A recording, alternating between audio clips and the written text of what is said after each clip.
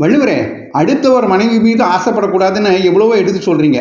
ஆனால் அதனால் ஏற்படக்கூடிய முக்கியமான தீங்குகள் என்னென்ன? அப்பனே, அடுத்தவன் மனைவிக்கு ஆசைப்படுகிறவனை 4 தீங்குகள் சுற்றி வளைக்கும். முதல்ல, இதனால் பகை உண்டாகும். 2வது, சமுதாய அமைப்பையும் குடும்ப அமைப்பையும் குலைப்பதால் பெரும் பாவம் உண்டாகும். எப்போ விஷயம் வெளியே தெரிஞ்சிருமோன்னு மனசுக்குள்ள ஒரு அச்சம், பயம் இருந்துக்கிட்டே இருக்கும்.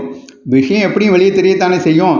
அதன் மூலமாக மிகப்பெரிய பழி உண்டாகும். இதைத்தான் பகை, பாவம், அச்சம், பழி என 4ம் இகபாவம் இல்லிறப்பான்கண் அப்படின்னு பெருநீல் விளையாமை அதிகாரத்தில் 146வது குறளாக எழுதி வச்சேன்.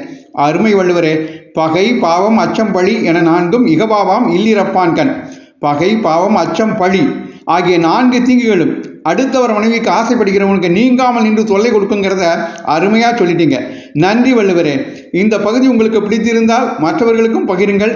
திருக்குறள் தெளிவான பகுதியை தொடர்ந்து கேட்க பாரத மணி திருநாடு சேனலை சப்ஸ்கிரைப் செய்யுங்கள். நன்றி, வணக்கம், ஜெய்ஹிந்த்.